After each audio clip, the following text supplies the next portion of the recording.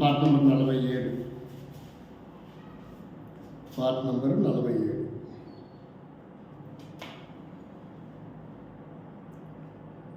పెద్ద పాటల పుస్తకంలో కొత్తదైన పాతదైన 47వ పాట.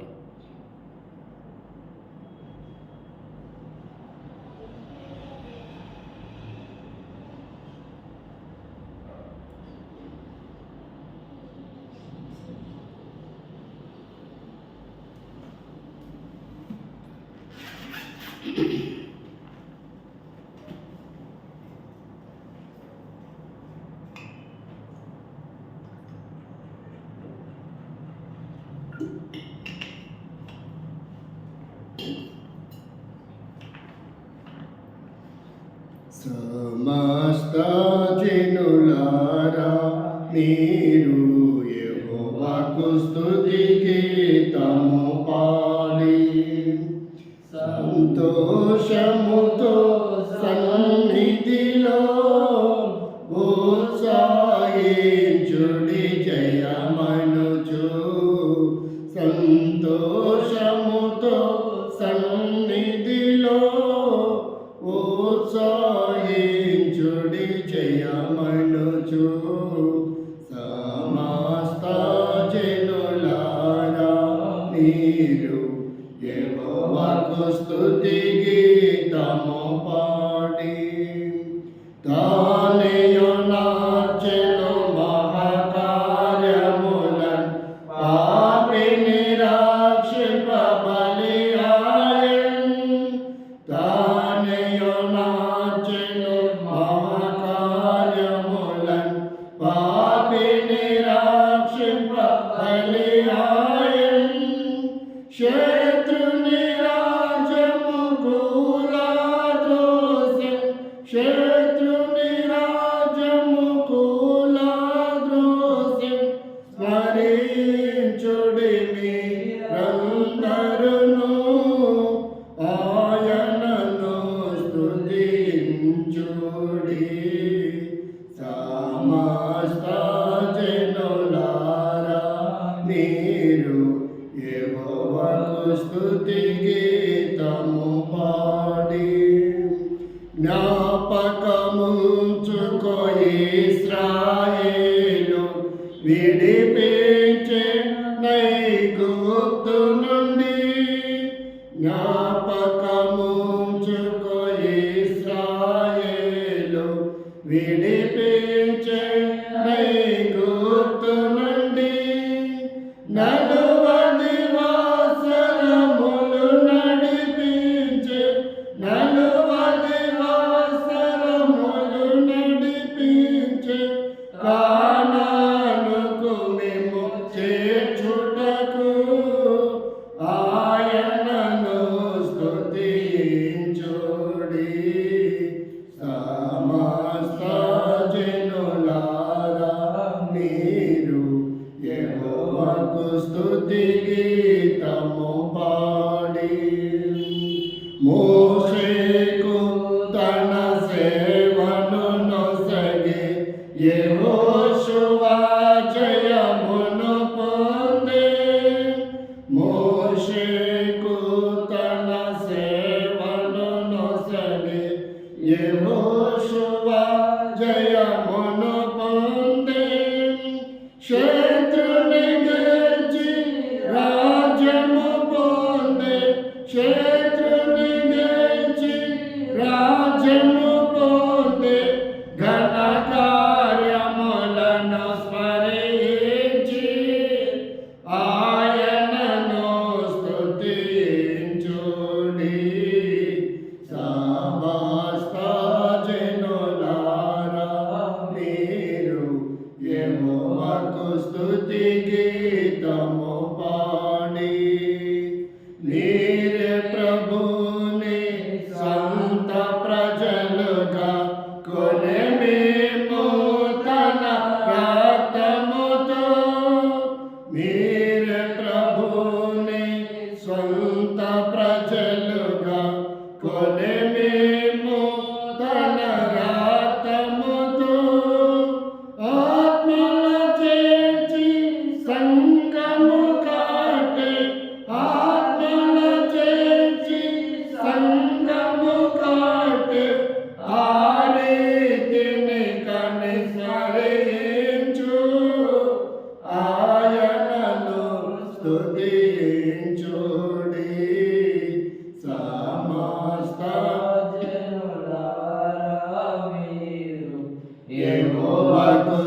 స్తుతి గీతము పాడి పిలచెను ప్రభువు సేవకు మేము నేడే వినుమాయన స్వరము పిలచెను ప్రభువు సేవకు మేము నేడే వినుమాయన స్వరము అర్పించుడిమి జీవితములను అర్పించుడిమి జీవితములను సాగిలపడి ఆయన ఎదుట ఆయనను స్తుతించుడి సమస్త జనులారా మీరు యెహోవాకు స్తుతి గీతము పాడి సంతోషముతో సన్నిధిలో ఉత్సాహించుడి జయమనుచు సంతోషముతో సన్నిధిలో ఉత్సాహించుడి జయమనుచు సమస్త జనులారా మీరు యెహోవాకు స్తుతి గీతము పాడి. దేవుని వాక్యం నుండి ఒక భాగాన్ని మనము పరిశీలన చేస్తాం. తిమోతికి రాసిన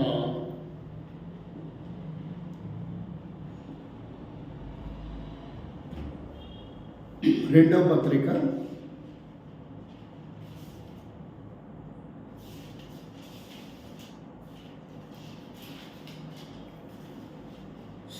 ఆదికాండం 2వ అధ్యాయం 15వ వచనం.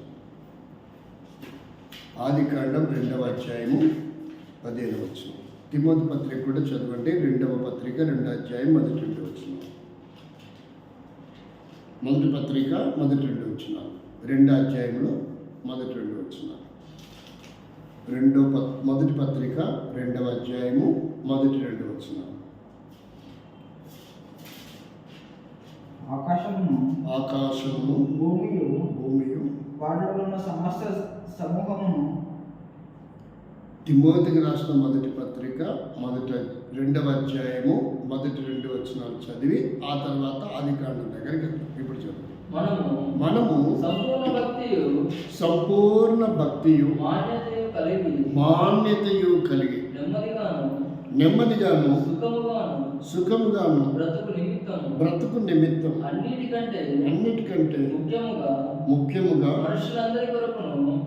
మనుషులందరి కొరకు రాజుల కొరకు అధికారులందరి విజ్ఞాపనలు ప్రార్థనలు యాచనలు కృతజ్ఞతాస్తుతులు చేయవలనని హెచ్చరించుచున్నాను. రెండవదిగా ఆదికాండం 2వ అధ్యాయము 15వ వచనం. మరియు దేవుడైన యెహోవా నరుని తీసుకొని ఏదెను తోటను సిద్ధపరచుటకు దాని కాచుటకును దానిలో ఉంచెను. ప్రార్థన చేస్తాం. ప్రేమగల తండ్రి, ఈ మాటలు మా వెనుకల్లో దేవునికరంగా ఆశీర్వాదకరంగా క్షేమం కొరకు సంఘ క్షేమాభివృద్ధి కొరకు మా వ్యక్తిగత కుటుంబ జీవితం క్షేమం కొరకు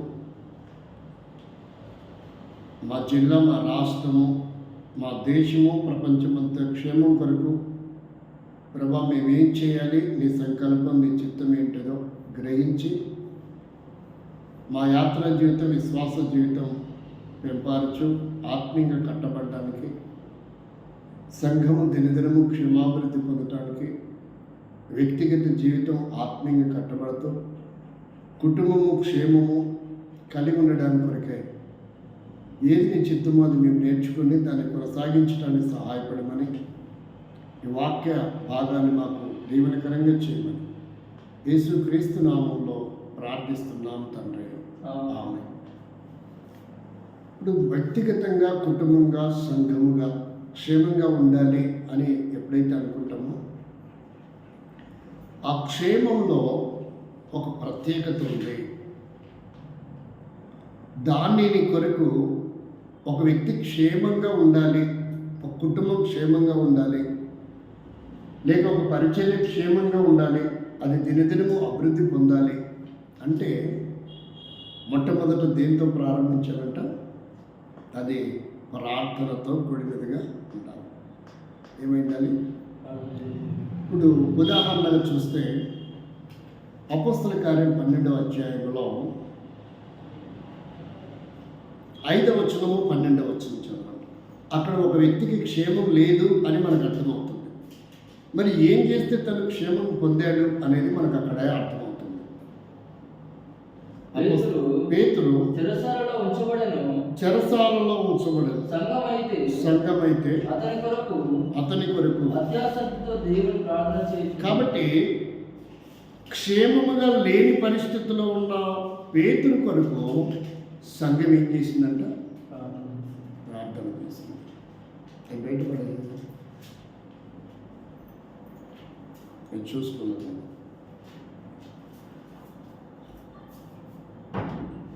కాబట్టి కింద పెట్టి ప్రస్తానికి తర్వాత మార్చుకున్నాం. ఇక్కడ ఏమని రాయబడిందంటే సంఘము ఏదైతే వ్యక్తిగత జీవితంలో ఎప్పుడైతే క్షేమం ఉండదో కుటుంబానికి కూడా ఏముండదు? క్షేమం ఉండదు. అలాగే వ్యక్తులలో క్షేమం ఉండకపోతే సంఘములో కూడా ఏముండదు? క్షేమం ఉండదు.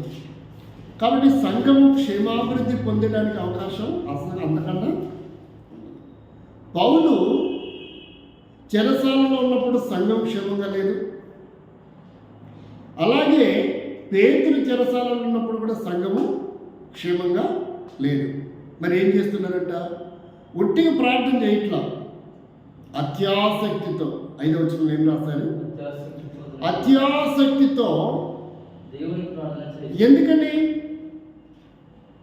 కాబట్టి పేతురు అనే వ్యక్తి లేకపోతే సంఘం అంతా కూడా ఎలాంటి పరిస్థితులు ఉన్నారు? క్షేమము లేని పరిస్థితి. కాబట్టి యజమానుడు కనుక క్షేమం లేకపోతే కుటుంబం అంతటికి ఏముండదు? క్షేమం ఉండదు. అలాగే ఒక ముఖ్యమంత్రి క్షేమంగా లేకపోతే రాష్ట్రం అంతా కూడా క్షేమంగా అల్లకల్లోలం, ఎక్కడ చూసినా ధర్నాలు, రాస్తారోకోలు, బైఠాయింపులు కదా. అలాగే ప్రధానమంత్రికి క్షేమం లేకపోతే భారతదేశం అంతటికి కూడా ఏముండదు? క్షేమం ఉండదు. అవి మనం భౌతికమైనటివి చూసి ఆత్మ సంబంధంగా ఆలోచించడం అవసరమే. ఇక్కడ చెరసాలలో బంధింపబడింది ఎవరు? పేతురు.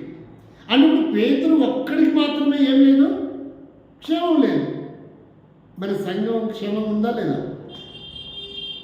సంఘానికి కూడా ఏం లేకుండా పోయిందంట?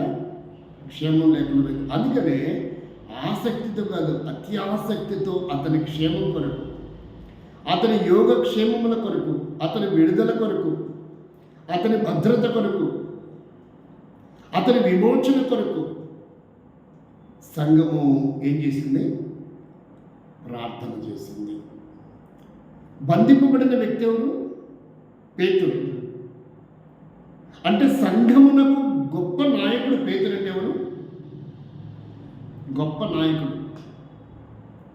కాబట్టి ఇక్కడ మనం చూస్తే గొప్ప నాయకుడి క్షేమం కొరకు ఎవరు ప్రార్థన చేయాల్సి వచ్చిందంటే ఇక్కడ సాధారణమైన వ్యక్తులు.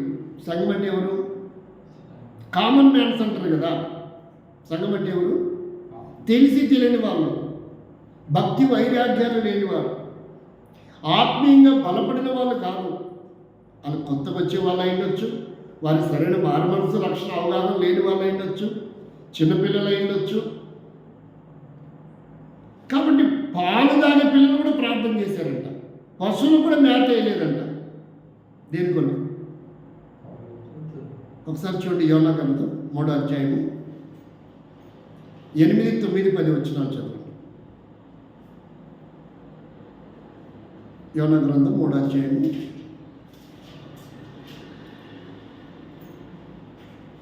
నాలుగో అధ్యాయం మన్నించండి, 4వ అధ్యాయము.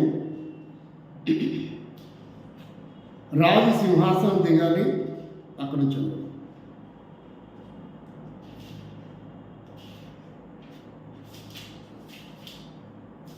యోనా గ్రంథం 4వ అధ్యాయం.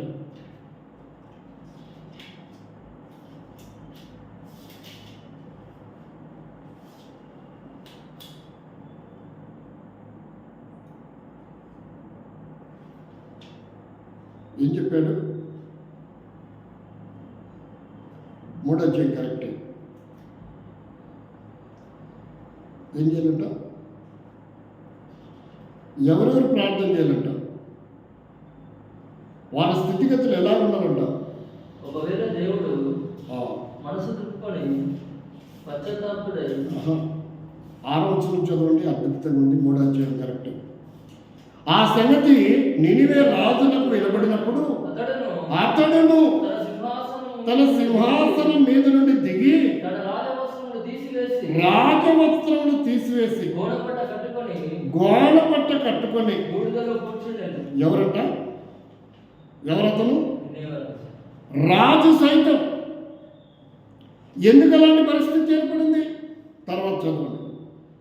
మరియు రాజైన తాను, రెండవ స్థానంలో ఎవరంటే మంత్రులు. ఒకవేళ దేవుడు మనసు త్రిప్పుకొని పశ్చాత్తాపుడై మనము లయము కాకుండా తన కోపాగ్ని చల్లార్చుకున్న కనుక మనుషులు ఏది పుచ్చుకొనకూడదు. పశువులు కానీ, ఎద్దులు కానీ, గొర్రెలు కానీ మేత మేయకూడదు. ఎంత ఘోరమైన, చూడు ఎంత కఠోరమైన విషయమో. పశువులకు కూడా ఏం పాపం చేశాయి. అందుకే నేను ఏం చెప్తున్నానంటే, కఠోరమైనటువంటి దీక్ష ఎప్పుడైతే సంఘములో ఇటువంటి అత్యాసక్తి ఉంటుందో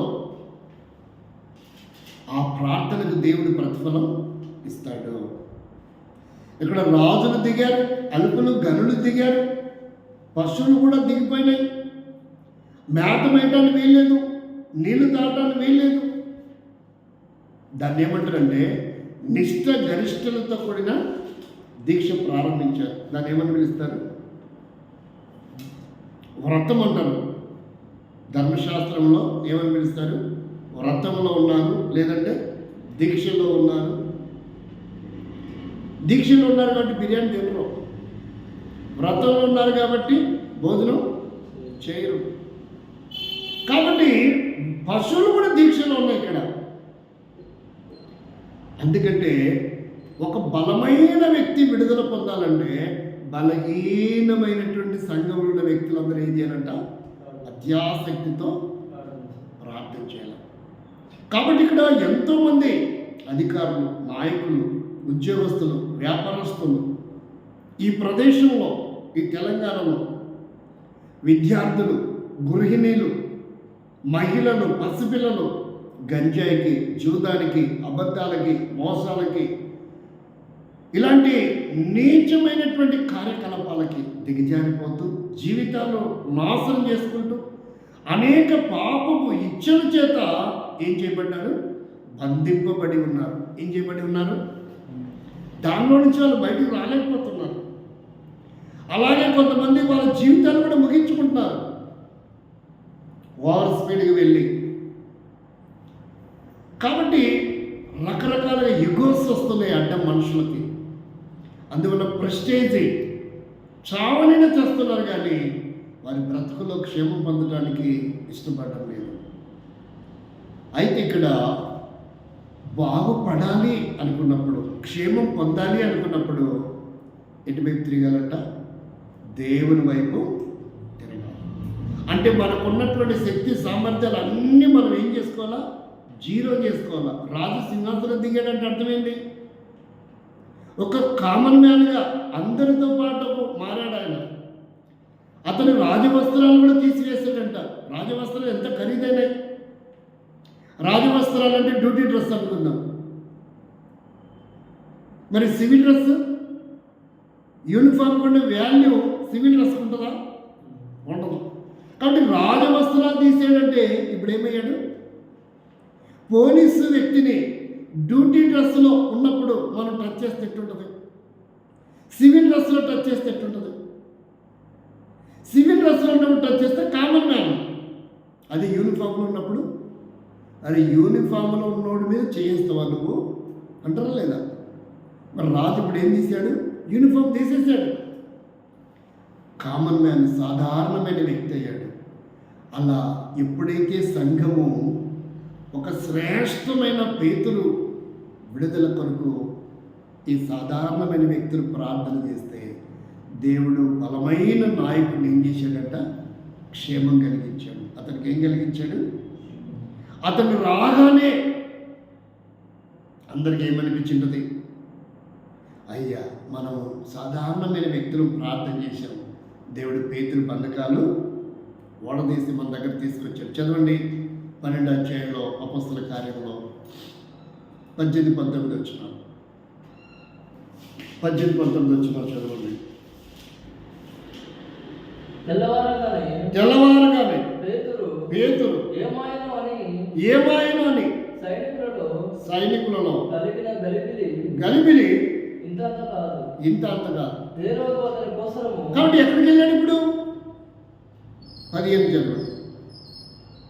అందుకు వారు అయితే తాను చెప్పింది నిజమని ఆమె దృఢముగా చెప్పినప్పుడు వారు అతని దూత అనేది పేతురు ఇంకను తట్టుచున్నందున వారు తలుపు తీసి అతనిని చూచి విభ్రాంతి నొందిరి. కాబట్టి ఆశ్చర్యమైనారు. ఎందుకు విభ్రాంతి నొందినారు తెలుసా? ఎందుకు ఆశ్చర్యం కలిగిందంటే, ఎక్కడో చెరసాలలో రోమా ప్రభుత్వం చేత బంధించబడిన పేతురు ఏ పెనాల్టీ కట్టలేదు, దాన్ని ఏమంటారయ్యా, ఎవడు జామీన్ ఇవ్వలేదు, కానీ క్షేమంగా వచ్చేసినాడు. అంటే సంఘంకి అంత పవర్ ఉంది. ఉద్యోగస్తులు, వ్యాపారస్తులు, రైతులు, కాంట్రాక్టర్లు, రాజకీయ నాయకులు రకరకాల వ్యసనాలకు బానిసలై బంధించబడితే, దుష్టశక్తులు, బాలవత పూజలు, చేతబడి శక్తులతో పీడింపబడుతున్న వారు క్షేమం పొందాలంటే మనం ఏం చేయాలంట? ప్రార్థన చేయాలి. మనం ఏం చేయాలా? ప్రార్థన. మన ప్రార్థనకి అంత పవర్ ఉంది. ఏముంది? మనం ప్రార్థన చేస్తే అన్ని అద్భుతాలు జరుగుతాయా? జరిగాయి. ఇక్కడ ఏమైనా జరిగాయి. వాక్యము ఎప్పుడు అబద్ధము కాదు, వాక్యం ఎప్పుడు నిరర్థకము కాదు. వాక్యం సత్యం, అది ఖచ్చితంగా జరిగి తీరుతుంది. వాక్యం అనేది 100కి 100 సత్యమే. ఆనాడు పేతురు విడుదల పొందాలంటే, ఈనాడు ఈ ఏరియాలో, ఈ కాన్స్టిట్యున్సీ చుట్టూ 7 మండలాలలో ప్రతి గ్రామంలో ఎన్ని రకాలకి, సారాకి, చుట్టకి, మోసాలకి, దొంగతనాలకి, అబద్ధాలకి, రేపిస్టులుగా, మర్డరిస్టులుగా, ఏ ఇష్టగా జీవించిన వాళ్ళ కోసమైనా మనం చేసే చిన్న ప్రార్థన ఏం చేస్తుందంట? ఆ బలమైనటువంటి బంధకాలను ఉన్న వ్యక్తులను విడదీసి సంఘంలోనికి తీసుకొస్తాడు. ఏం చేస్తారంటే దేవుడు సంఘంలోనికి తీసుకొస్తాడు. సంఘము దినదినము ఏం పొందుతుంది? క్షమాభివృద్ధి. క్షేమంతో పాటు రెండోది కూడా ఏం జరుగుతుంది? అభివృద్ధి. కానీ ఆనాడు కనుక సంఘము మాకెందుకులే, మా ఇంట్లో వ్యక్తి కాదుగా అనుకునంటే పేతురు విడుదల పొందుండేవాడు కాడు. అంటే వచ్చిపోతున్న కొద్దిగా చిన్నగా వ్యక్తులైన బలమైన వ్యక్తుల విడుదల జరగాలంటే మనం చేసే ప్రార్థనకు ఆ పవరు ఉంటాయి. మనం చేసే పని, ప్రార్థనతో పాటు పని కూడా చేయాలి. చూడండి, 1 కొరింథీ పత్రిక 3వ అధ్యాయము 3వ వచనం 4వ వచనం చదవండి. ఒట్టి ప్రార్థన చేస్తే సరిపోదంట, పని కూడా చేయాలి. ఏంటా పని?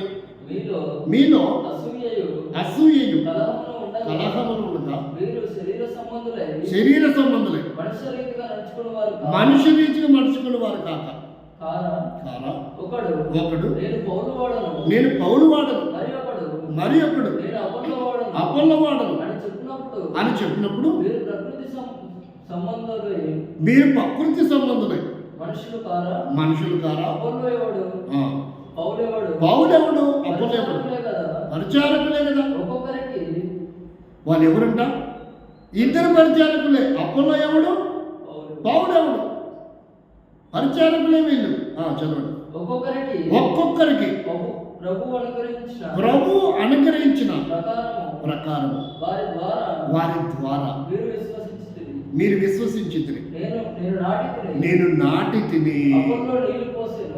ఈ వచనం చాలా ప్రాముఖ్యం. ఇక్కడ రెండు విషయాలు కనబడుతున్నాయి. ఇక్కడ రెండు విషయాలు కనబడుతున్నాయి, ఇద్దరు వ్యక్తులు కనబడుతున్నారు. రెండు విషయాలు ఏంటి? ఒకరు నాటేవారు, ఒకరు నీళ్లు పోసేవారు. నీళ్లు అంటే ప్రార్థన అనుకుందాం, నాటడం అంటే వాక్యం అనుకుందాం. అంటే వాక్యం విత్తేవారు ఉండాలా, రెండవది ప్రార్థించేవారు కూడా ఉండాలా. అప్పుడే క్షేమాభివృద్ధి పొందుతుంది. అంటే పరిచయం చేసేవాళ్ళు ఉండాలి, పరిచారకులు ఉండాలి, అదే సమయంలో ప్రార్థన కూడా జరగాలి. నేను పరిచయం చేసాం చాలా అనుకుంటే కాదు. ఒక రైతు ఇత్తనం వేసొచ్చి అదే పండుతుందిలే అనుకుంటాడా? రెండో రోజు మూడో రోజు నుంచి ఆలోచనలు ఏం పడతాయి? అటు చెలుక వైపు వెళ్ళొద్దాం, సేను వైపు వెళ్ళొద్దాం. 3 రోజులు అయింది, 4 రోజులు అయింది అనిపిస్తుంది లేదా? ఏమన్నా కొంచెం మొలకొచ్చిందా, పచ్చబడిందా, నేల పగిలిందా, మొక్క ఏమైనా 2 ఆకులను వేసిందా, ఎట్లున్నాయి పల్లికాయల చెట్లు చూద్దాం పదా, సాలు ఏమైనా కనపడుతుందా, పోయిందా? కాబట్టి రోజు తను 2 రోజులకోసారి 3 రోజులకోసారి నేలలో తేమ ఉందా పరిశీలన చేస్తూ ఉంటాడు. కలిపి ఏమైనా పడిందా, పురుగు ఏమైనా పడిందా, అన్నీ చూస్తూ ఉంటాడు. ఏం పడలేకపోయినా 2 రోజులకోసారో 3 రోజులకోసారో ఆ చెంక వైపు ఒక రౌండ్, ఆ పొలం వైపు ఒక రౌండ్ తిరిగేసి వస్తాడు.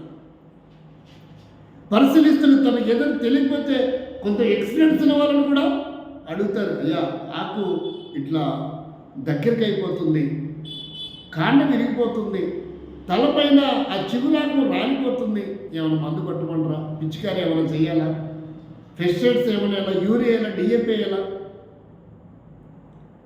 కాండం తొలిచే పురుగు, ఆకు తొలిచే పురుగుకు దీన్ని ఎట్లా చేయాలా అడుగుతూ ఉంటాడు. పరిశీలన చేస్తాడు. ఇప్పుడే పూత పడుతుంది, ఓడలు కాయలు పలికాయల కిందికి నేలలోకి ఇప్పుడిప్పుడే దిగుతున్నాయి, పాల మీద ఉన్నాయి, ఎంత ఆనందిస్తూ ఉంటాడు. అంటే ఇక్కడ ఏంటంటే ఒట్టి పరిచయం చేస్తే సరిపోదంట. రెండోది కూడా విత్తేవాడు కావాలి, ప్రార్థించేవారు కూడా. అంటే సంఘానికి 2 అవకాశాలు ఉన్నాయి. సంఘానికి ఏమున్నాయి? సంఘము ప్రకటిస్తుంది, ప్రార్థిస్తుంది. మూడోది మాత్రం చేయదు. మూడోది ఏంటి? మూడోది ఏంటో మీకు తెలియదు. మూడోది ఏందయ్యా? మనుషులు మూడోది ఎక్కువ చేస్తారు. పబ్లిక్ మీటింగ్ పెట్టారనుకో, ఆ మూడో దాన్ని అడుగుతారు. ఏమడుగుతారు చెప్పండి, ఇప్పుడు చెప్పండి, కొంచెం క్లూ ఇచ్చారు. దేవుడి సంకల్పంలో మూడోది చాలా తక్కువ ఉంది, కానీ మూడో దానికి మనుషులు ఎక్కువ ప్రాముఖ్యత ఇస్తారు. వచ్చి సార్ ఇప్పుడు చెప్పండి సార్ అంటే అర్థమైంది. అధ్యక్షులు వారు ఏమడుగుతారు?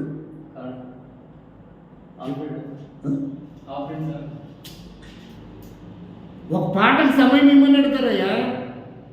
ఏమని అడుగుతారు? పబ్లిక్ మీటింగ్లు పెడితే ఏమని అడుగుతారు? పాటలు పాడేవారు తొందరగా రండి, మళ్ళీ తర్వాత లేటుగా వస్తే మీకు పాటకు సమయము ఇవ్వబడదు. అయ్యా నేను ప్రార్థన చేస్తే ప్రార్థన సమయం ఇవ్వండి అడిగేవాడు ఉంటాడా? అయ్యా నేను వాక్యం చెప్తా, వాక్యం చెప్పడానికి సమయం ఇవ్వండి అని అడిగేవాడు ఉంటాడా? ఉండరు. ఆ 2 ఎవడు అడగడు. మరి ఏమడుగుతారు? పాటలకు సమయం ఇవ్వాల, నాకు మైక్ ఇవ్వాల, మా పిల్లలు ఊరికనే పోయి వచ్చారు, మా ఆవిడ ఊరికనే పోయి వచ్చింది. ఫీలింగ్స్ కొంతమందికి ఏం చేయాలని పాటకు సమయం ఇవ్వాలి. బైబిల్లో లేదు అది. ఒకవేళ ఉన్నా అది అంత ప్రాముఖ్యమైనది కాదు. నమ్మట్లేదా? ప్రాముఖ్యమైనవి ఏంటో ఇప్పుడు చూడండి. అపొస్తల కార్యం 6వ అధ్యాయము 4వ వచనం. ప్రాముఖ్యమైనవి ఏంటివి? మన పరిచయం ఎంత ప్రాముఖ్యమో మనం గ్రహించాలి. దేవుడు ఏం చెప్తున్నాడో మనం గ్రహించాలి. వ్యక్తిగతంగా దేవుడు ఏం అప్పగించాడు, సంఘానికి ఏం అప్పగించాడు, ఎవరి క్షేమము, ఎలాంటి వ్యక్తుల కొరకై మనం ప్రయాసపడాలి. అయితే మేము ప్రార్థన యందు ఏంటంట రెండే చెప్పాడు, మూడోది ఉంది అక్కడ. ప్రార్థన యందును వాక్య పరిచర్య యందును ఎడతెగక ఉంటుంది. ఇది దేవుని సంకల్పం, ఇది దేవుని చిత్తం, ఇది అపోస్తలు చేశారు. అపోస్తలు పాటలు పాడినట్టుగా అరగంట, గంట, 2 గంటలు పాడినట్టుగా బైబిల్ ఆధారాలు లేదు. మేమంటే ఇక్కడ అపోస్తలు అందరూ మాట్లాడుతున్నారు, పెద్దలు మాట్లాడుతున్నారు. మేము ప్రార్థన యందును వాక్య పరిచర్య యందును ఎడతెగక ఉంటిమే. ఇది పరిచర్య. పరిచయలో చాలా రకాలు ఉన్నాయని మనం ముందు ధ్యానం చేశాం.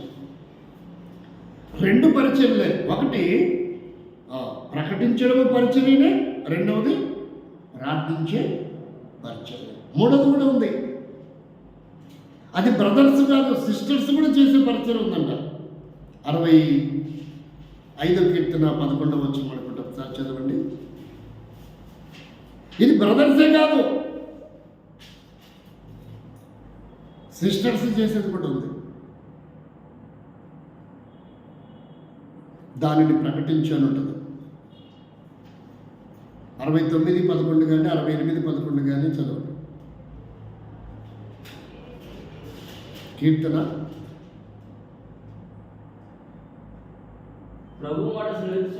అదే ప్రభు మాట సెలవిచ్చుచున్నాడు, దానిని ప్రకటించే స్త్రీలు అంటే ఏం చేయాలంటే వాళ్ళు కూడా పాటలు పాడటానికి కాదు. అన్ని సంఘాలలో సిస్టర్స్కి మైకులు ఇచ్చి పాటలు పాడిస్తూ ఉంటారు.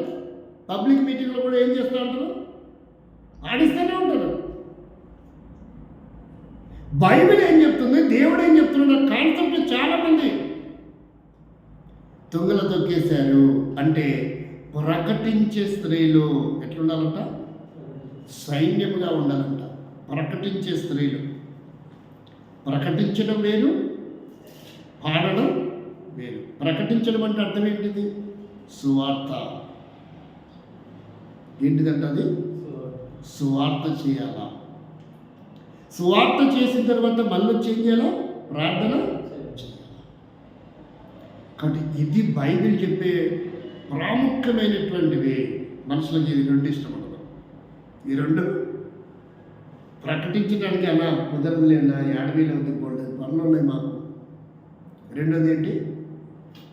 ప్రార్థన చేద్దాం రండి అన్నా, కొంచెం అర్జెంట్ పని ఉంది కానీ పోయేసి వస్తాయి సార్ వచ్చినప్పుడు. జోలు పెట్టుకోమనండి, ఎంతసేపైనా నవ్వుకుంటారు, ఏ విషయాలైనా ఎత్తుకుంటారు, లేని కూడా తెచ్చుకుంటారు. కానీ ఇక్కడ చూడండి, తెలంగాణ దేనికి ప్రాముఖ్యత ఇస్తుందంటే పాటలకే ప్రాముఖ్యత ఇస్తుంది. సువార్త ప్రకటించడానికి ప్రాముఖ్యత ఇవ్వదు, ప్రార్థించడానికి కూడా ప్రాముఖ్యత ఇవ్వదు. ఏ పాటలు ప్రాముఖ్యత ఇస్తుంది? పైపెచ్చు ఫోక్ సాంగ్స్, సామాజికమైన సాంగ్స్. ధర్మం ఫోక్ సాంగ్స్ రచయితలు ఉన్నారు, సామాజికమైనటువంటి రచయితలు ఉన్నారు, సామాజికమైన సింగర్స్ కూడా ఉన్నారు. కుల వృత్తుల మీద పాటలు రాసేవాళ్ళు ఉన్నారు, కుల వృత్తుల మీద పాటలు పాడేవారు కూడా ఉన్నారు. అలాగే ఇంకా రాజకీయం మీద పాటలు రాసేవారు ఉన్నారు, రాజకీయంగా పాటలు ఎండగట్టి పాటలు పాడేవారు కూడా ఉన్నారు. దురాగతాలు ఏవైతే ఉంటాయో, సామాజికమైన దురాగతాలు ఏవైతే ఉంటాయో వాటి మీద పాటలు రాసేవాళ్ళు ఉంటారు, పాటలు పాడేవారు కూడా ఉంటారు. కానీ బైబిల్ ఏం చెప్తుందంటే ప్రార్థన, ఈ 2 లేకపోవటం వల్ల ఈరోజు వ్యక్తిగతంగా, కుటుంబంగా, సంఘంగా, సహవాసంగా కూడా ఏం లేదు. ఎప్పుడు పని ఉందనుకో ఖాళీ లేకుండా ఇంకా మనము గొడవలు పెట్టుకోవడానికి, కోర్టు కేసులు పెట్టుకోవడానికి, పోలీస్ స్టేషన్కి అవసరమా మనకి? ఖాళీ ఎక్కడుంది? కాబట్టి అందుకనే పరిచర్య ఏం చెప్తుందంటే, నేను నాటి తిని అప్పుల్లో నీళ్ళు పోస్తాడు. ఇక్కడ ఏముందంటే ప్రార్థన ఎందును వాక్య పరిచర్య, ప్రార్థన వాక్యం, ప్రార్థన వాక్యం. వరకు ఏదో పాట అట్లా పాడుకోవాలంతే. అందుకనే డైరెక్టర్ భక్సింగ్ గారికి ఇచ్చిన ప్రత్యక్షత ఏంటంటే 1 లేక 2 పాటలు, మా అంటే 3, 2 గంటలకి 3 గంటలకు పాటలు పాడించి 10 నిమిషాలు. నేను ఒకసారి పలమనేరు అనే ఊరికి వెళ్ళాను వాక్యం చెప్పడానికి, సెమీ క్రిస్మస్కి. దాదాపుగా నాకు అప్ అండ్ డౌన్ జర్నీ కలిపి 30 లేక 36 గంటల ప్రయాణం. ఎంత? 30 లేక 36 గంటలు. వాళ్ళు విజయవాడ నుంచి జాషువా గారు వచ్చారు, మనకు 5 నిమిషాలు వాక్యం చెప్తాడు. ఏంటంట? అయ్యా నేను 36 గంటల ప్రయాణము, 5 నిమిషాలు వాక్యంకి 36 గంటలు నేను ప్రయాణం చేయడం అవసరం అనే వరకే ఏం చెప్తాం? నేనెవరు, నేను ఎక్కడ పరిచయం చేస్తాను, ఈ చెప్పే వరకు 5 నిమిషాలు అయిపోతా లేదా? సరే ఎట్లనా? సరే ఇక అయింది కాదు కానీ గంటకు 1 నిమిషం లెక్క 30 నిమిషాలు చెప్పండి పోనీ. ఏమన్నారు? ఎంత దారుణం అనిపించింది. ప్రజలని హృదయంతరంగంలో ఉన్నటువంటి మాలిన్యం, అవలక్షణాలు, పాపిష్ట లక్షణాలు, దుర్మార్గము స్వభావం మారాలంటే పాటలు పాడితే మారరు. ఏం చేస్తే మారరు? టచ్ చేయాలా? ఏంటిది? ఎబ్రీ పత్రిక 12:4 ఎబ్రీ పత్రిక 12:4 దానికి మాత్రమే పవర్ ఉంది. ఆ పవర్ని పక్కన పెడుతున్నారు చాలామంది సంఘాల్లో, నాయకులు కూడా, విశ్వాసులు కూడా, పరిచారకులు కూడా.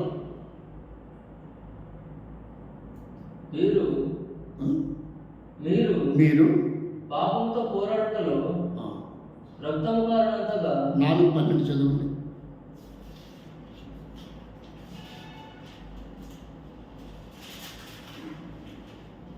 ఎందుకనగా దేవుని వాక్యం సజీవమై బలము గలదై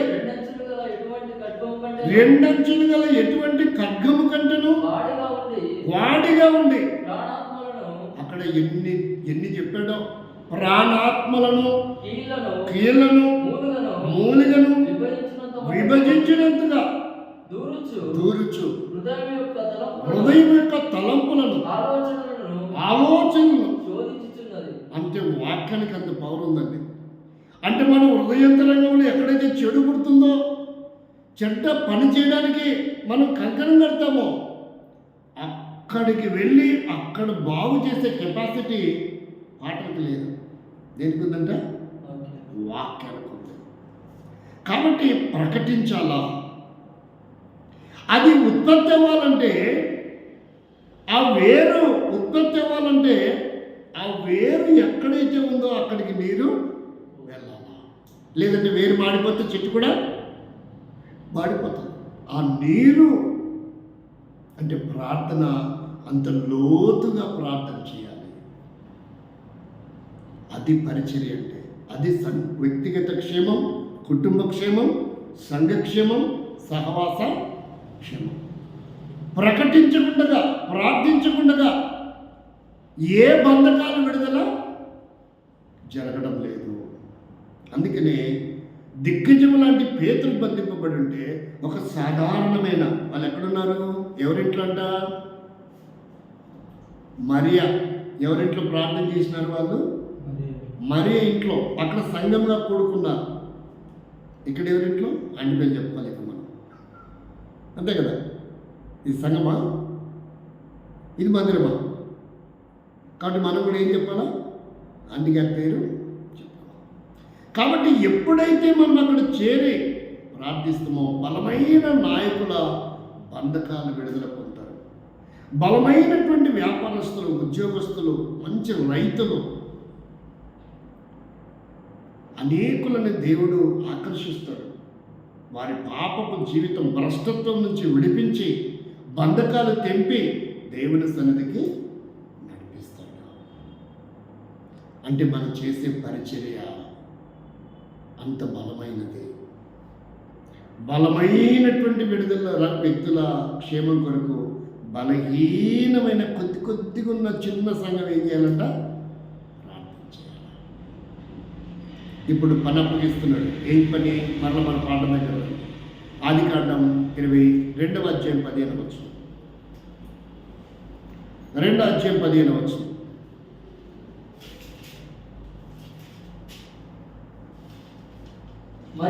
మరియు దేవుడైన యెహోవా నరుని తీసుకొని సిద్ధపరచుటకు దాని కాచుటకు దానిలో ఉంచెను.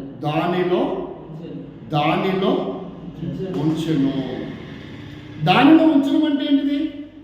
ఇక్కడ తోట సేద్యము. మనము తెలంగాణలో మాట్లాడాలంటే చెలికే పొలము అని మాట్లాడాలి. ఆ భావం మనకు అర్థం కాయే పదాలు వాడాలంటే ఇక్కడ సేద్యం చేయటం, చెలికలో పని చేయటం అంటారు కదా. వ్యవసాయం అని పిలుస్తారు, పొలాలని పిలుస్తారు, చెలికని పిలుస్తారు. సేద్యం చేయాలంటే ముందు మనం అక్కడికి క్షేత్రంలోకి వెళ్ళాలి. సేద్యం ఎక్కడ చేస్తారు? క్షేత్రం అని పిలుస్తారు దాన్ని గ్రాంధిక పదాల్లో. తెలంగాణ పదాలు అయితే చెలిక అని పిలుస్తారు. ముందు అక్కడికి మనం వెళ్ళాలి. బానిసవార్త ముందు అక్కడికి వెళ్ళాలంటే అసలు ఫస్ట్ ఎక్కడికి వెళ్ళాలా? ఆ ఆత్మీయమైన పాఠం తెలుసుకోవడానికి మానసవార్త 3వ అధ్యాయము 14వ వచనం చదువుతాం. వారు తనతో కూడా ఉండునట్లు దయ్యములను వెళ్ళగొట్టు అధికారం గలవారై సువార్త ప్రకటించటం వారిని పంపవలనని. కాబట్టి మొట్టమొదటిది ఏం చేయాలంటే ఏం చేయాలా? సేద్యం చేయాలి. వ్యవసాయం చేయాలి అంటే చెలిక దగ్గరికి ఎలా వెళ్ళాలో మనం పరిచయం చేయాలి. అంటే మనం ఎక్కడికి వెళ్ళాలంట? ముందు ఎక్కడికి వెళ్ళాలా? దేవుని పాదాల దగ్గరికి వెళ్ళాలా. ఎక్కడికి వెళ్ళాలి? ఆయన దగ్గరకు. మళ్ళా చదువు మాట ఏమో రాయబడిందో, వారు తనతో కూడా ఉండాలి. ముందు ఎవరితో గడపాలా? దేవునితో గడపాలా. మనం ఎక్కడెక్కడో గడుపుతాం. సెల్ ఫోన్తో గడుపుతాం, ఫ్రెండ్స్తో గడుపుతాం, హోటల్ దగ్గర గడుపుతాం, దావతుల దగ్గర గడుపుతాం, సైకిల్లో గడుపుతాం, రోడ్ల మీద గడుపుతాం, గ్రామాలలో గడుపుతాం. కానీ ఎక్కడ గడపలేకపోతున్నాం? దేవుని దగ్గర గడపాలా, అక్కడ గడపాలా. అది చాలా ప్రాముఖ్యమైన పని. అందుకని ఏమంటారంటే ప్రార్థన యందును వాక్య, అంటే ముందు ఏముండాలా? ప్రార్థన. తర్వాత ఏముండాలా? వాక్యం. ఇక్కడ పాటలు కన్ఫ్యూజ్ అయిపోయినాయి, మిస్ అయిపోయినాయి. ముందే ఉండాలా? ప్రార్థన ఉండాలా. తర్వాత ఏముండాలా? వాక్యం ఉండాలా. అంటే మన జీవితంలో బలమైన పరిచర్య జరగాల, క్షేమం పొందాల సంఘం అంటే ముందు మనం ఏ అనుమానం గుండా వెళ్ళాలి? ప్రార్థన. కొంతమందికి ఆదివారం ఉంటే మళ్ళీ ఆదివారమే. ఇక సంఘ ప్రార్థన కానీ, బైబిల్ పఠనం కానీ, ఇక మిగతా కార్యక్రమాలు, గృహ కోడికలు కానీ, ఆన్లైన్ ప్రార్థనలు కానీ ఉండవు. ఎందుకని?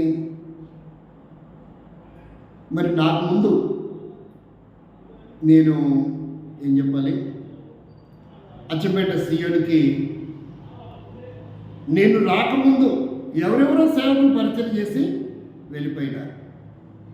మరి అప్పుడు ఏమేం కార్యక్రమాలు పెట్టారో సంఘంలో నాకైతే తెలీదు. ఒక ఆదివారం ఒకటే పెట్టినారు.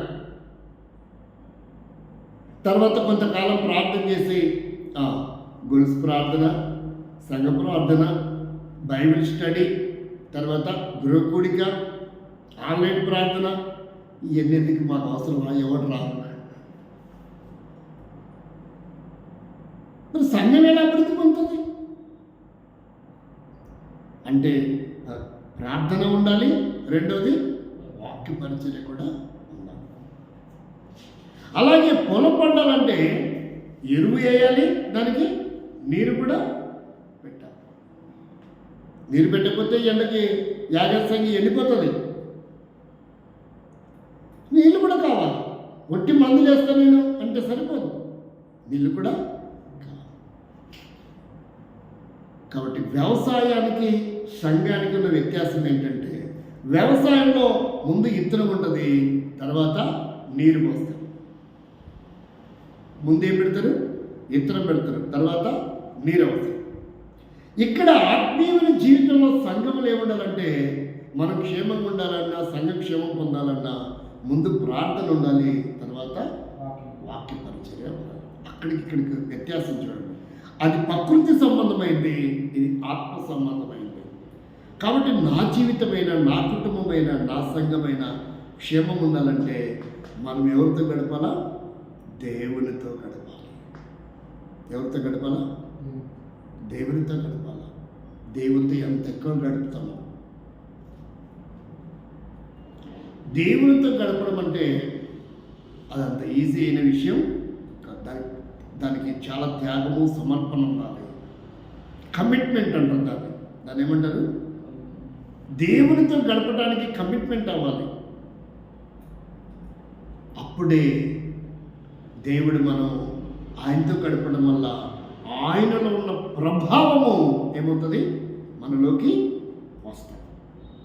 ఒక మ్యాగ్నెట్ దగ్గరికి పిన్నిస్ తీసుకెళ్ళి ఇలా రాపిడి చేస్తే, అంటే మ్యాగ్నెట్ దగ్గర పిన్నిస్ ఉంటే కాసేపు తర్వాత బయట తీసి అలా బ్లేడ్ దగ్గర తీసుకెళ్తే ఏమవుతుంది?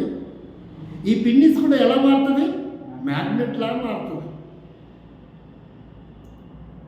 దీన్ని ఏమంటారంటే గ్రావిటీ.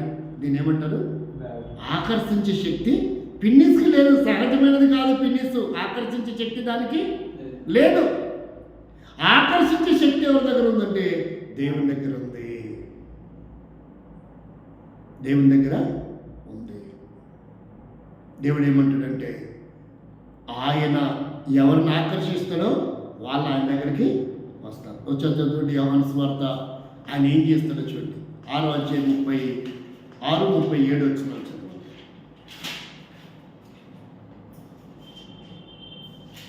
యోహాను సువార్త 6:36-37 వచ్చిన. మీరు నన్ను చూచి విశ్వసింపక ఉన్నారని మీతో చెప్పితే, తండ్రి నాకు అనుగ్రహించి వారందరూ నా యుద్ధకు వచ్చువారని నేను ఎంత మాత్రము. అంటే అర్థమైంది? అర్థమేంటిది? ఆ మాటలో ఉన్న పరమార్థం చెప్పండి. నేను వస్తే ఇంకా వాళ్ళని ఏం చేస్తా? ఆకర్షిస్తా. ఇంకా రిజెక్ట్ చేయను, నేను తొలగించుకోను, వెళ్ళగొట్టుకోను, పోగొట్టుకోను. వాళ్ళని నేనేం చేస్తా? ఆకర్షిస్తా. ఆకర్షించే శక్తి యేసుక్రీస్తులో ఉంది. కాబట్టి అదే శక్తి మనం పొందాలంటే, ఇప్పుడు ఆయన మ్యాగ్నెట్ అనుకుంటే అలా పోల్చకూడదు, కానీ అర్థం కావడానికి అలా వాడుతున్నాం. మనము ఆ మ్యాగ్నెట్తో గడపాలి. ఆ ప్రభావం మనలోకి వస్తుంది. అప్పుడు మనం ఇతరుల దగ్గరికి వెళ్ళినప్పుడు వారు ఏం చేయబడతారు? ఆకర్షించబడతారు. అప్పుడు వాళ్ళు క్షేమం పొందుతారు. ఒకటి, సంఘం కూడా క్షేమం పొందుతుంది. వాళ్ళ వ్యసనాలకి ఖర్చు అయిపోయే డబ్బు తగ్గిపోతుంది. ఆ డబ్బు వాళ్ళ కుటుంబ అవసరాలకి ఉపయోగపడుతుంది. కాబట్టి ఇక్కడ మనం గమనిస్తే ఆకర్షించబడతారు. వాళ్ళు ఏం చేయబడతారు? క్షేమం పొందుతారు. సంఘం కూడా ఒక్కొక్క వ్యక్తి చేర్చబడుతుంటే సంఘం దినదినం ఏమవుతుంటుంది? క్షేమాభివృద్ధి పొందుతుంటుంది. అంటే అలా చేయాలంటే మనం ఏం చేయాలా? ప్రార్థన చేయాలా. అలాగే మన వంతు మనం గ్రామాలకు వెళ్ళి పరిచర్య చేయాలి. మిగతా దేవుడు చేస్తుంటాడు. మరలా రండి మన పాట దగ్గరికి. 1 కొరింథీ పత్రిక 3వ అధ్యాయము ఆ వచనం చదివారు. 6వ వచనమా 5వ వచనమా? నేను నాటిన అప్పుల్లో నీళ్ళు పోస్తాను, దాని తర్వాత చదవాలా. ఇప్పుడు అది మనకు ఉపయోగపడుతుంది. వృద్ధి కలుగజేసిన వాడు దేవుడే. వృద్ధి కలగ చేసిన వాడు దేవుడే. అది అంటే మనము ప్రార్థించాలి, ప్రకటించాలి. సంఘాన్ని క్షమాభివృద్ధి కలిగించే వారు ఎవరంటే దేవుడు. అది మన పని కాదు, అది మనం చేయలేము. అనుకుంటారు నేను చేశా, అది రాంగ్, అది నా వల్ల అయిందంటారు. అది అబద్ధం. బైబిల్ చెప్పట్లేదంట. వృద్ధి కలిగించేవాడు, అభివృద్ధి చేసేవాడు ఎవరు? దేవుడు. నేను వచ్చి అభివృద్ధి చేశానంటారు. మనం చేసింది రెండే. ఒకటి ప్రార్థించాం, రెండవది ప్రకటించాం. అభివృద్ధి చేసింది ఎవరు? ఆకర్షించింది ఎవరు? దేవుడు. కాబట్టి అభివృద్ధి చేసే బాధ్యత ఎవరు తీసుకుంటారు? ఇప్పుడు దేవుడు తీసుకుంటాడు. అంటే మన డ్యూటీ ఏంటో మనం చేస్తే దేవుడి డ్యూటీ ఏంటో దేవుడు జరిగిస్తాడు. కాబట్టి ముందు మనం ఇది జరగాలంటే ఏం చేయాలంటే మనం మొట్టమొదటి ఆయనతో గడపాలి. మళ్ళా చదువున్న మాట ఎంత బాగుందో. ఒక ఫన్నీగా నవ్వుకోవటానికి సోషల్ మీడియాలో ఒక ముసలాయన ఒక పడిచోడు మాట్లాడుతూ ఉంటారు. మామా ఏమనంటే అందరికీ కడుపు వస్తుందంట. నీ బిడ్డకి కడుపు రావట్లేదు ఏంది? ఇంకా కడుపు రావడం ఏంది? పుట్టినప్పుడే కడుపు ఉంది కదా, మళ్ళీ కొత్త కడుపు రావడం ఏంది? మామ నాకేం అర్థం కావట్లేదే. నువ్వు చెప్పకపోతే మా అత్త చెప్పకపోయా, మా అమ్మ మా నాన్న చెప్పకపోయేది అంటాడు. ఏందిరా కడుపు వచ్చేది అంటాడు. ఏమో కడుపు వస్తుందంట. నాకు సంవత్సరమాయా నీ బిడ్డ కడుపు రావడానికి బాధపడుతుంది, ఏం చేయమంటావు? నాకేం చెప్పకపోతే నాకేం తెలియదంటే, కాదురా నువ్వు ఏడ పడుకుంటున్నావు? నీ బిడ్డ ఆ ఇంట్లో గదిలో పడుకుంటుంది మంచం మీద, నేను ఈ గదిలో పడుకుంటున్నాను. వేరు పడుకుంటే కడుపు వస్తుందిరా. అర్థమైంది నేను చెప్పేది? కడుపు రావాలంటే ఏం చేయాలి? కలిసి కాపురం చేయాలి. కాపురం చేస్తే కడుపు వచ్చే అవకాశం ఉంది. అంటే మనం కాపురం చేయడం అంటే అర్థం ఏంటిది? దేవునితో గడపాలి. దేవునితో బైబిల్ పరిభాషలో కాపురం అంటే లోక సంబంధంగా తీసుకుంటారు. ఎలాంటి వ్యక్తులు? ఆ కరుణాకర్, సుగుణ, లలిత్ కుమార్ అలాంటి వాళ్ళు ఏమనుకుంటారు? కాపురం అంటే ఒకసారి చదవండి, బైబిల్లో ఉంది అది మాట. కన్ఫ్యూజ్ అవుతారు. అపొస్తలుల కార్యం 18వ అధ్యాయము 3వ వచనం. 18వ అధ్యాయం 3వ వచనం.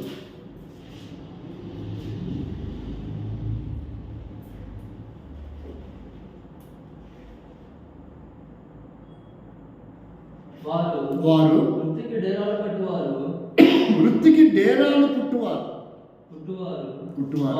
పౌలు అదే వృత్తి గలవాడు కనుక వారితో కాపురం ఉండేది. అంటే అంటున్నది ఇప్పుడు కాపురం అంటే ఏంటిది? దీని లోకస్తులు ఎలా తీసుకుంటారు? కాబట్టి బైబిల్ పరిభాషను ముందు మనం అర్థం చేసుకోవాలి. లోకములో వాడే పదాలు తీసుకొచ్చి ఎక్కడ కలపకూడదు? బైబిల్లో కలపకూడదు. లోకములో కాపురం అంటే వేరు, బైబిల్లో కాపురం అంటే వేరు. కలిసి కాపురం ఉండేది అని మాట ఉంది ఇక్కడ. అది ప్రింటింగ్లో తప్పేమో. కలిసి పని చేశారు అని రాస్తే బాగుండేదేమో. ఇక్కడ పని గురించి రాయబడింది పైన. అది తర్జుమా చేసేవాడు తప్పు చేశాడా, లేక ప్రింటింగే తప్పు పడిందా? అందుకే లోక పదాలు వేరు, బైబిల్ పదాలు వేరు. అందుకే మనం చాలా జాగ్రత్తగా చదవాలి. ఏరా నీ కూతురు పెళ్లి చేసేవి ఇంకా కాపురానికి పంపవా అని అడుగుతారు. అంటే కాపురం అంటే ఏంటిది? కుటుంబ జీవితం అని అర్థం. మరి ఇక్కడ కాపురం అంటే అర్థం ఏంటిది? అందుకే బైబిల్లో మనం జాగ్రత్త అర్థం చేసుకోవాలి. అందుకనే ఇక్కడ ఏమంటాడంటే వారు నాతో ఉండాలి. నాతో ఉండాలి. నాతో ఉండడం అంటే అర్థం ఏంటిది? బైబిల్ ఎక్కువలాగా రాయబడింది. ఒకసారి చూడండి. హగ్గై గ్రంథం 2వ అధ్యాయం 19వ వచనం. హగ్గై కదా, హబక్కూకు అనుకుంటా. 2వ అధ్యాయం 19వ వచనం. హబక్కూకు 2:19.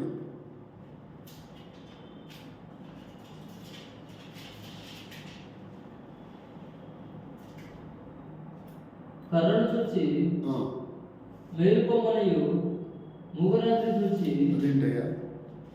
అబహుకం 2 అగ్గేరెంటి 19 చదవండి.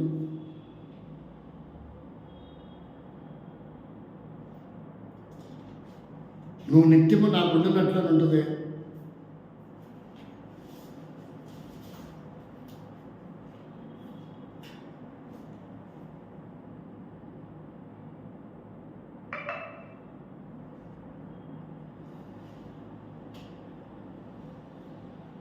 సారీ, హోషేయ గ్రంథం, మన్నించండి, హోషేయ 2:19. ఆ పదం, ఆ పేరు చెప్పడానికి పలకడానికి నాకు రాలా త్వరగా. హోషేయ గ్రంథం 3 అక్షరాలు కాబట్టి ఆ 3 అక్షరాలు అట్లా గుర్తొస్తుంది. హోషేయ గ్రంథం దానియేలు తర్వాత ఉంటుంది. హోషేయ గ్రంథం 2:19. నీవు నిత్యము నాకుండునట్లు నీవు నిత్యము నాకుండునట్లు నేను నీతిని బట్టి తీర్పు తీర్చుట వలన దయాదాక్షిణ్యమును చూపుట వలన నిన్ను ప్రధానము నిత్యము నాకుండాల. అంటే మనము నిత్యము ఆయనతో ఉండాలి. నిత్యం ఆయనతో ఉండడం అంటే అర్థం ఏంటిది? ఒక స్త్రీ ఆయనతో నిత్యం ఉండాలంటే ఫస్ట్ ఏం జరగాలి? ప్రధానం జరగాలి, ఆ తర్వాత వివాహం జరగాలి. మరి మనకు ప్రధానం అంటే అర్థం ఏంటిది? ఈ ప్రకారంగా ఆలోచిస్తే ప్రధానం అంటే ప్రార్థనలో గడపాలి, ప్రభుతో గడపాలి. ప్రభుతో గడిపి పరిచయం చేస్తే అప్పుడు మన సంతానం ఎలా ఉంటుందో, ఉత్పత్తి ఎలా అవుతుందో భౌతికంగా, ఆమె తల్లి ఎలా అవుతుందో, ఇక్కడ సంఘం కూడా ఆత్మల చేతి ఏం చేయబడతారు? నింపబడతారు. అంటే సంఘం కూడా ఇక్కడేమి ఫలిస్తుంది. ఆమె ఎలాగైతే ఫలించి పిల్లలకి అంటదో ఇక్కడ సంఘం కూడా ఏం చేస్తుంది? ఫలిస్తుంది. అంటే నూతన ఆత్మల సంఘంలో చేర్చడం. అంటే భౌతికమైన పదాలు వేరు, ఆత్మ సంబంధమైన పదాలు వేరు. కాబట్టి దీనికి ఆయనతో గడపాలా. రోజుకి 5 నిమిషాలు గడుపుతావా ప్రార్థన? 10 నిమిషాల ప్రార్థన గడుపుతావా? అర్ధగంట గడుపుతామా? గంట గడుపుతామా? ఒక వ్యక్తి ఆర్డినరీలో పాస్ అవ్వాలంటే 1 గంట చదివాడు అనుకో, మరి స్కూల్ ఫస్ట్ పాస్ అవ్వాలంటే అదే గంట చదివితే సరిపోతుందా? ఇప్పుడు మండల ఫస్ట్ రావాలంటే, జిల్లా ఫస్ట్ రావాలంటే, స్టేట్ ఫస్ట్ రావాలంటే అదే గంట సరిపోద్దా? లేదు. ఒక వ్యక్తి రోజుకి 1000 రూపాయలు సంపాదించాలంటే ఒక టార్గెట్ చేస్తే సరిపోతుంది. రోజుకి 10,000 సంపాదించాలంటే టార్గెట్ ఒకటి చేయాలా? 10 చేయాలా? 10 చేయాలా? ఒక వ్యక్తి రోజుకి 1000 రూపాయలు సంపాదిస్తాడు కామన్గా. ఓటీలు చేసుకుంటే కానీ ఒక 1500 2000 అదనంగా వచ్చే అవకాశం ఉంటుంది, డబుల్ డ్యూటీ చేసుకుంటే.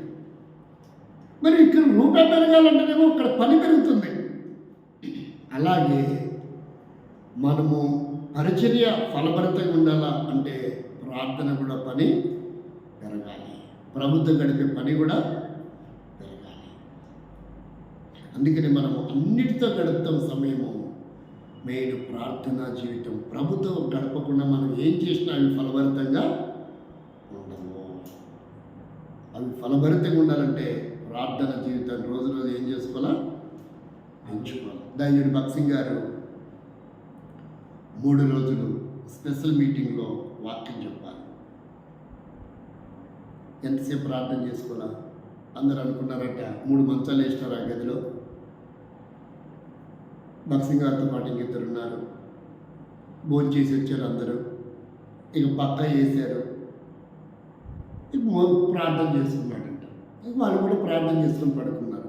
వాక్యం చెప్పాలిగా భక్సింగ్ గారు. ఒక 5 నిమిషాలు ఎక్కువసేపు చేసుకుంటాడేమో అనుకున్నారు.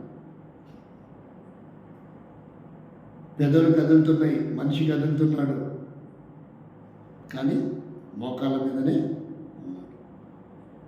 పక్క నలగల, నిద్రపోల ఆ రాత్రి. 2వ రోజు తెల్లవారుజామున లేచి ఓహో మాకంటే ముందే లేచినాడేమోలే ప్రార్థన చేసుకుంటున్నాడు అనుకున్నారంట. 2వ రోజు పరిశీలించినారు, డ్యూటీలు కూడా వేసుకున్నారంట. మళ్ళీ ప్రార్థన చేసుకుంటున్నాళ్ళే వాక్యం చెప్పాలి కదా. 3వ రోజు ఇట్ట కాదురా, సగం రాత్రి వరకు నేను డ్యూటీ చేస్తాను మేల్కొని, సగం రాత్రి వరకు నువ్వు డ్యూటీ చేయి, వాచ్ అండ్ వాచ్. అసలు నేను పండుకుంటున్నాడా లేదా? 3 రోజులు పండుకోలేదు, 3 రోజులు పండుకోలేదు, 3 రాత్రులు ప్రార్థనలు గడిపాను. కాబట్టి ఇక్కడ మనం పరిశీలన చేస్తే 2వ రౌండ్ టేబుల్ సమావేశం 1931లో లండన్ వెళ్ళారు, బ్రిటిష్ వాళ్ళ దగ్గర. గాంధీ వెళ్ళాడు, అంబేద్కర్ వెళ్ళాడు. అక్కడ వాళ్ళ పిఏ ఇద్దరికి రూమ్లు అరేంజ్ చేశారు, పడుకున్నారు. గాంధీ పడుకున్నాడు, అంబేద్కర్ దీపం లైట్ పెట్టుకొని రాసుకుంటూ ఉన్నాడు. ఏందయ్య అంబేద్కర్, గాంధీ పడుకున్నాడు కదా, నువ్వు రెస్ట్ తీసుకోవచ్చు కదా, పడుకోవచ్చు కదా అంటే, గాంధీ సామాజికమైన ప్రజలు క్షేమంగా ఉన్నారు కాబట్టి ఆయన కూడా క్షేమంగా నిద్రపోతున్నాడు. కానీ నా దళితులకు క్షేమం లేదు కనుక నేను ఎలా క్షేమంగా నిద్రపోవాలి? గ్రంథాలు రాయాలి, నిద్రాహారాలు వదిలిపెట్టాలి, నా ప్రజల క్షేమం కొరకు. అక్కడ అంబేద్కర్ ఎలాగైతే పాటుపడ్డాడో డైరెక్ట్ భగత్ సింగ్ గారు కూడా అలాగే పాటుపడ్డాడు. యేసుక్రీస్తు కూడా రాత్రులంతా కూడా ప్రార్థన చేశాడు. ఆయననే అంత ప్రార్థన చేస్తే మరి మనం ఏం చేయాలి? అంటే అంబేద్కర్ దీన్ని తీసుకురాకూడదు. అక్కడ అంబేద్కర్ రాత్రి నిద్రపోకుండా ఏం చేశాడు? ఎవరి కొరకు? ప్రజల కొరకు, భౌతికమైన అవసరాల అక్కర్ల కొరకు. యేసుక్రీస్తు చేసిన ప్రార్థన ఆత్మల రక్షణ కొరకు, భగత్ సింగ్ గారు చేసిన ప్రార్థన ఆత్మల రక్షణ కొరకు, సంఘ క్షేమం కొరకు, పరిచయ విస్తరణ కొరకు. కాబట్టి ప్రార్థనా జీవితము మనకు స్థలం కావాలన్నా, మందిరం కావాలన్నా, సండే స్కూల్ కావాలన్నా, వెహికల్ కావాలన్నా, ఆఫీస్ రూమ్ కావాలన్నా, మందిరం కావాలన్నా, ఏం కావాలన్నా మనకు మన ఆయుధం ఏముండాలా? ప్రార్థనే. మనకు బ్యాంక్ అకౌంట్ కావాలన్నా ప్రార్థనే. మన ఆర్బీఐ కూడా ప్రార్థనే కావాలి, మన శిశు బ్యాంకు కూడా ప్రార్థనే కావాలి, మన ప్రపంచ బ్యాంకు కూడా ఏమైందా? ప్రార్థన. పరలోకం నుండి నిధులు దిగాలి భూమికి. మన అవసరాల అక్కర్లన్నీ కూడా క్రీస్తు మహిమలో తీరాలి. 4వ అధ్యాయము ఫిలిప్పీ పత్రిక 19వ వచనం. ఫిలిప్పీ పత్రిక 4వ అధ్యాయము 19వ వచనం. వీటన్నిటికీ మన అవసరాలన్నీ ఎలాగంటే ఇదే మన ప్రపంచ బ్యాంక్. కాగా దేవుడు తన ఐశ్వర్యము చొప్పున క్రీస్తు యేసునందు మహిమలో ఎలా తీరాలంట? క్రీస్తు యేసు మహిమ ద్వారా, బ్యాంక్ ద్వారా కాదు, ఫైనాన్స్ ద్వారా కాదు, స్పాన్సర్స్ ద్వారా కాదు. ఎలా తీరాలి మన అవసరాలు? మన ఏమైందలా? మన బ్యాంక్ ఎవరు? ప్రార్థన. మన ఆర్బీఐ ఎవరు? ప్రార్థన. మన సిసి బ్యాంక్ ఎవరు? ప్రార్థన. మన ప్రపంచ బ్యాంక్ ఎవరు? ప్రార్థన. కాబట్టి ఈ ప్రార్థన ద్వారానే భగత్ సింగ్ గారు అన్నీ ఏ కొరతలు లేకుండా చేయగలిగాడు. ఇప్పుడు భగత్ సింగ్ గారు లేరు. ఇప్పుడు పరిస్థితులు మారిపోయినాయి. ఎప్పుడున్నా ఆ స్థానంలో మనం ఉండాలి. ఎక్కడ ఉండాలి మనం? ఆ స్థానంలో మనం ఉండాలి. ఏమో దేవుని మహిమ తిరిగి వచ్చుటని భగత్ సింగ్ గారు బ్రతుకున్నప్పుడు పుస్తకం రాశాడు. ఇప్పుడు దేవుని మహిమ మనకు కనపడడం లేదు, పవర్ పోయింది. ఆనాడు రక్తస్రావిన స్త్రీ యేసుని ముడితే ప్రభావం ఎలా అయితే పోయిందో, భగత్ సింగ్ గారు బ్రతుకున్నంత వరకు ఉన్న పవర్ ఆయన శరీరం విడిచిపెట్టిన తర్వాత ఆ ప్రభావం కనపట్లేదు. కోర్టులు, పోలీస్ స్టేషన్లు, గొడవలు. అంటే ఏం పోయింది? భగత్ సింగ్ గారు కాదు పోయింది, ఏం పోయింది? ప్రభావం పోయింది. ఆ పోగొట్టుకున్న ప్రభావాన్ని మనం తిరిగి పొందాలి. తిరిగి పొందాలంటే ఏం చేయాలి తెలుసా? చదవండి. మీకా గ్రంథం 5వ అధ్యాయం, విలాప వాక్యము 5వ అధ్యాయము 21వ వచనం. ఏం చేయాలంట? ఆ పవర్ మళ్ళీ మనం పొందాలంటే ఏం చేయాలంట? వాళ్ళకుందో లేదో ఎబ్రోన్లకు మనకు సంబంధం లేదు. దాన్ని మనం కైవసం చేసుకోవాలంటే మన దగ్గర ఉండే ఆయుధం ఏంటి? మనం ఏం చేయాలి? ఇరిమియా పక్కన ఉంటుంది విలాప వాక్యములు 3వ అధ్యాయము 5వ అధ్యాయము 21వ వచనం. 25 చదవండి, 21 కానీ 25 కానీ. యెహోవా యెహోవా నీవు మమ్మల్ని తట్టు త్రిప్పిని ఎడల మేము తిరిగేదము. మా పూర్వస్థితి మరలా మాకు కలుగజేయము. పూర్వస్థితి ఎబ్రోను వైభవం ఒకప్పుడు ఎలా ఉండిందో, సియోను వైభవం ఒకప్పుడు ఎలా ఉండిందో, జనాల చేత, విశ్వాసుల చేత, వార కార్యక్రమాల చేత, అది మన పూర్వస్థితి. దాన్ని మరలా మనం ఎబ్రోను పూర్వస్థితి మనం పొందాలా, సియోను పూర్వస్థితిని కూడా మనం. అంటే వీళ్ళు ఏం చేశారంట? మరలా చదివిన తర్వాత వచ్చిన మా పూర్వస్థితి మాకు కలగచేయము నీవు మమ్మల్ని బొత్తిగా విసర్జించి ఉన్నావు అని వీళ్ళు ఏం చేస్తున్నారు? ప్రార్థన. మా పూర్వస్థితి మాకు కలగచేయమనే అర్థం ఏంటంటే అది ప్రార్థన. ప్రభువా మమ్మల్ని తృణీకరిస్తావా? పొరపాట్లు ఉంటాయి, బలహీనతలు ఉంటాయి, నష్టపోయాం, మోసపోయాం, లోకానికి లొంగిపోయాం, అసూయ, ద్వేషం, కుళ్ళు కుతంత్రాలు కలిగి ఉన్నాం, మనుషులం ప్రభా, నమ్మాం, దానివల్ల భారీగా నష్టపోయాం, క్షమించు తండ్రి. కానీ మా పూర్వస్థితి మాకు కావాలి, మా సహవాసం పూర్వస్థితి మాకు కావాలి, మా సంఘ పరిచర్య పూర్వస్థితి మాకు కావాలి. ఒకప్పుడు పరిచర్య గురించి, సేవకుల గురించి, సంఘం గురించి ఏం మాట్లాడుతున్నారు? జిల్లా లెవెల్లో తెలిసింది. ఆ పూర్వస్థితి మరలా మనం చూడాలి. అంటే మనం ఏం చేయాలా? ఆయనతో గడపాలి. ఎవరితో గడపాలి? దేవునితో గడపాలి. రండి మరలా మార్క్స్ వార్త 3వ అధ్యాయము 4వ వచనం.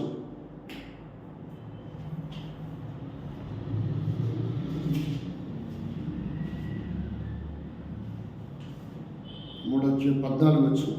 14 వచనం. వారు తనతో కూడా ఉండనట్లును దయ్యములను వెళ్ళగొట్టు అధికారం గల వారై. ఏమంట? దయ్యములను వెళ్ళగొట్టు కొన్నిటి మీద అధికారము. ఆయనతో ఉంటే కొన్నిటి మీద అధికారం ఇవ్వబడుతుంది. అంటే అద్భుతాలు, ఆశ్చర్యకరమైన సూచక్రియలు జరుగుతాయి. ఆ చివరి 2 వచనాలు చదువుదాం. రోమపత్రిక 15వ అధ్యాయం 18వ వచనం. అధికారంలో వలన ఏం జరుగుతుంది? అధికారం ఉంటే ఏం జరుగుతుంది? రోమపత్రిక 15వ అధ్యాయము 18వ వచనం. ఇలాగనగా అన్యజనులు విధేయులగునట్లు క్రియల చేతను గుర్తుల బలము చేతను మహత్కార్యముల బలము చేతను పరిశుద్ధాత్మ బలము చేతను క్రీస్తు నా ద్వారా చేయించిన వాటిని. అంటే ఇక్కడ ఏమంటే ఏం చెప్తున్నాడు? మొదటిది ఏంటంట? అన్ని జనులు ఏం కావాలా? అంటే యేసు అంటే అసహించుకునేవారు, యేసు అంటే నమ్మని వారు, యేసు అంటే ఇష్టపడని వారు, కాండ్రకించి ఆ దేవుడా క్యారెక్టర్ లెస్ అట్లాంటి ఎవరైతే ఉన్నారో వారిని ఏమని పిలుస్తారు? అన్నిలో యేసు నామానికి ఇప్పుడు ఏం కావాలా? విధేయులు కావాలా. ఒకటి. రెండోది వాక్యము చేత, మూడవది క్రియలు, నాలుగవది గుర్తుల బలం. అంటే స్వస్థతలు, అద్భుతాలు జరగాల. పరిశుద్ధాత్మ. కాబట్టి ఇన్ని ఉండాలి. ఇవన్నీ మనం చేయాలంటే మనం ఖచ్చితంగా దేవునితో గడపాలి. దేవునితో గడపకుండా ఒక వ్యక్తి దేవుని దగ్గర మనం నడిపించు. ఒక పిన్నిస్ మ్యాగ్నెట్తో గడపకుండా మరో పిన్నిస్ని ఎలాగైతే అంటుకోదో ఆకర్షించదో మనం దేవునితో గడపకుండా ఇవి చేయలేము. కాబట్టి ఇవి చేయాలంటే మనం ఏం చేయాలా? దేవుడు చెప్పింది రెండోది ఆజ్ఞకు లోబడాలి. మన మూల వచ్చిన చదవండి, ఎన్న వచ్చిన నిర్గమకాండం వాగ్దానం 4వ అధ్యాయము 10వ వచనం. అదేనా? నిర్గమకాండం 4వ అధ్యాయం. నీవు అతనితో మాట్లాడి అతని నోటికి మాటలు అందించవలను. నేను నీ నోటికి అతని నోటికి తోడై ఉండి నేను చేయవలసిన దానిని మీరు చేయవలసిన దానిని మీకు బోధించేదను. మీరు చేయవలసిన దాన్ని మీకు బోధించేదను. కాబట్టి ఇలాంటి అద్భుతాలు ఆశ్చర్యకలు జరగాలంటే ముందు మనం ప్రభుతో గడపాలి. ప్రార్థన జీవితం దాన్ని పెంపార చేసుకోవాలి, రోజు రోజు పెంచాలి. కొద్ది మందికైనా, ఒకరికైనా, ఇద్దరికైనా రోజు 2 మాటలే చెప్పాలి. ఒకసారి రండి మా మందిరానికి, ఒకసారి వచ్చి చూడండి, మీకు అసలు అర్థమవుతుంది. ఒక ఆదివారం రండి, ఒక గురువారం రండి, ఒక శుక్రవారం రండి, కొన్ని శనివారం సాయంత్రం రండి. కాబట్టి మనం ప్రకటించాలి. ఒక్కసారి వచ్చి చూడండి, మీకు నచ్చితే ఖచ్చితంగా నచ్చుద్ది అనుకుంటా. మీకు బాగుంది అనిపిస్తే ఖచ్చితంగా బాగుంటుంది అనుకుంటున్నా. మీ సమస్యలు తీరుతాయి. మీరు ఇబ్బందులు పడుతున్నారు, బాధపడుతున్నారు, చాలా కాలం నుంచి వెళ్తున్నారు అక్కడికి, ఏం మేలు జరగలేదు. ఒక్కసారి రండి. నీకు మేలు అనిపిస్తేనే, బాగుంది అనిపిస్తేనే సరే తర్వాత ఒక్కసారి అయితే ముందు ఇలాగ ఇది ప్రకటించు. రెండోది, ప్రభా వాళ్ళకి ఇలా చెప్పానైనా వాళ్ళు వస్తారో రాదో తెలియదు, పాదలు పట్టుకుని మరలా ఏం చేయాలి? ప్రార్థన చేయాలి. ఎలాగైనా వాళ్ళని తీసుకురా ప్రభా, ఎలాగైనా తీసుకురా ప్రభా.